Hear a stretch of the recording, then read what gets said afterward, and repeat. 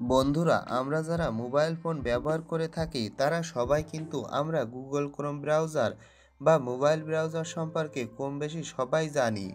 তো আমরা কিন্তু গুগল ক্রোমে বিভিন্ন জিনিস সার্চ করে থাকি, বিভিন্ন ধরনের ভিডিও কিন্তু আমরা দেখে থাকি।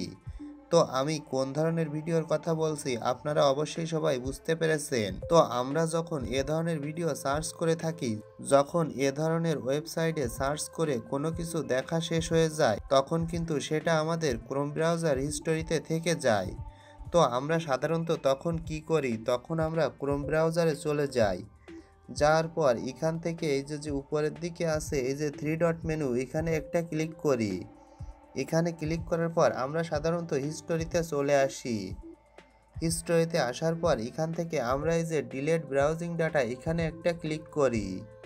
তারপর এখান থেকে এই যে ডিলেট ডাটা, এখানে একটা ক্লিক করি।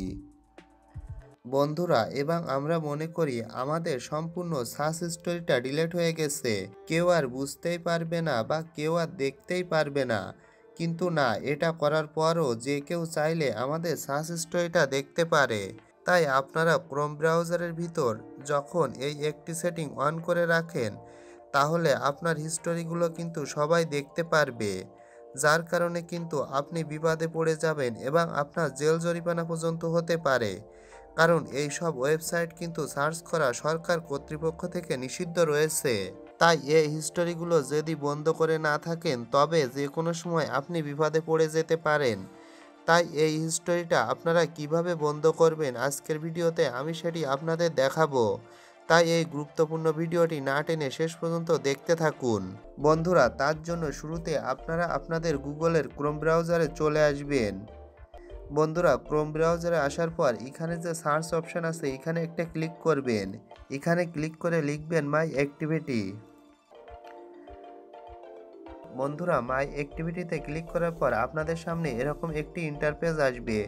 আপনারা একটু স্ক্রল করে একটু নিচের দিক নামবেন। নামার পর এখানে দেখুন লেখা আছে filter by date and product, এখানে একটা ক্লিক করবেন।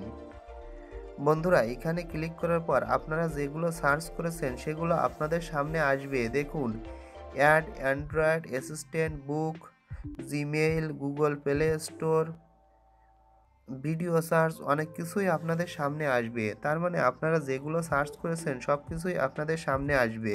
আপনারা চাইলে এখান থেকে যে কোনো একটির উপর বা কয়েকটার উপর ডান পাশে টিক দিতে পারেন। টিক দেওয়ার পর আপনারা এখান থেকে অ্যাপ্লাই বাটনের উপর ক্লিক করুন।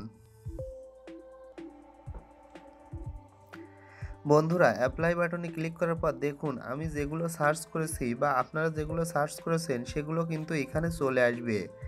আপনারা চাইলে এই যে ডান পাশে যে ক্রস অপশান আছে, এখানে একটা একটা করে কিন্তু কেটে দিতে পারেন। কিন্তু একটা একটা করে আপনারা কত কাটবেন, এখানে তো অনেক রয়েছে। আর কতদিন ধরেই বা কাটবেন, তাহলে তো আপনাদের প্রত্যেক সপ্তাহে এগুলো কেটে দিতে হবে বা প্রত্যেক দিন কেটে দিতে হবে। বন্ধুরা, তার জন্য আপনারা একদিনে একেবারেই সব কিছু অফ করে রাখতে পারেন। একটি কাজ করলেই আর যে কেউ আপনাদের হিস্টোরি দেখতে পারবে না। তার জন্য বন্ধুরা আপনারা ব্যাকে চলে আসবেন।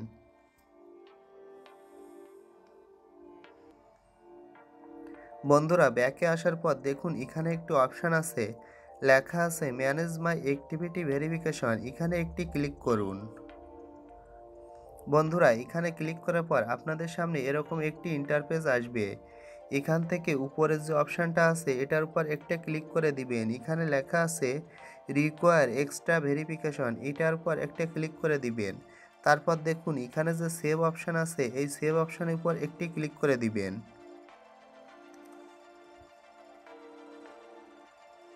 বন্ধুরা, সেভ অপশানে ক্লিক করে দেওয়ার পর আপনাদের কাছে ভেরিফিকেশন চাইবে।